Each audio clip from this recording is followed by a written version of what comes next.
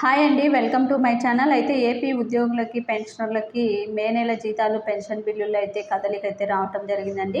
జిల్లాల వారీగా బిల్లుల యొక్క స్టేటస్ కనుక మనం గమనించినట్లయితే కర్నూలు బిల్లులకు సంబంధించి ఈకుబెర్ దశకు అయితే చేరుకున్నాయి. తిరుపతి బిల్లు కూడా ఈకుబెర్ దశకు అయితే చేరుకుందండి. ఒంగోలు అయితే వెయిటింగ్ ఫర్ ఫండ్ క్లియరెన్స్లో అయితే ఉంది. అదేవిధంగా శ్రీకాకుళం ఫ్యామిలీ పెన్షన్స్ కూడా వెయిటింగ్ ఫర్ ఫండ్ క్లియరెన్స్లో అయితే ఉన్నాయి.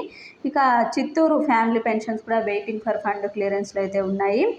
అదేవిధంగా నక్కపల్లి ఫ్యామిలీ పెన్షన్స్ కూడా ఈకుబెర్ దశకు అయితే చేరుకున్నాయి. విశాఖపట్నం ఫ్యామిలీ పెన్షన్స్ కూడా ఈకుబెర్ దశలు అయితే ఉన్నాయండి. ఇక సింగనమల్ల బిల్లులు కూడా ఈకుబెర్ దశలు అయితే ఉన్నాయి. అదేవిధంగా ఇవన్నీ కూడా ఉదయగిరి బిల్లులు కూడా ఈకుబెర్ దశలు అయితే ఉన్నాయి. ఇక నందిగామ బిల్లులు కూడా ఈకుబెర్ దశలు అయితే ఉన్నాయి. ఇక నిడదవోలు బిల్లులు కూడా ఈకుబెర్ దశకు అయితే చేరుకున్నాయి. అదేవిధంగా నందికొట్కూరు ఫ్యామిలీ పెన్షన్ కూడా ఈకుబెర్ దశలు అయితే ఉంది. హిందూపురం ఫ్యామిలీ పెన్షన్స్ కూడా ఈకుబెర్ దశలు అయితే ఉన్నాయి. అదేవిధంగా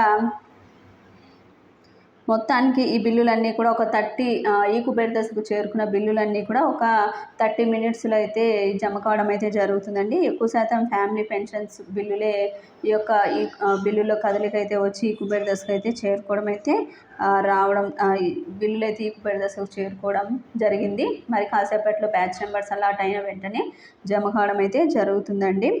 ఈ విధంగా ఎక్కువ శాతం ఉద్యోగుల కంటే ఈసారి ఎక్కువ శాతం బిల్లులు పెన్షనర్స్ బిల్లుల్లో కదలిక అయితే రావటం జరిగిందండి. ఇక మొత్తానికైతే ఫ్యామిలీ పెన్షన్స్ బిల్లులు అయితే పెన్షన్ బిల్లులు బద్వేలుకి సంబంధించి బిల్లు కూడా ఈకుబెర్ దశకు అయితే చేరుకుందండి. మంగళగిరికి సంబంధించి కూడా బిల్లులు అయితే ఈకుబెర్ దశకు అయితే చేరుకున్నాయి. ఇక నర్సాపురం బిల్లు కూడా ఈకుబెర్ దశకు అయితే చేరుకుంది.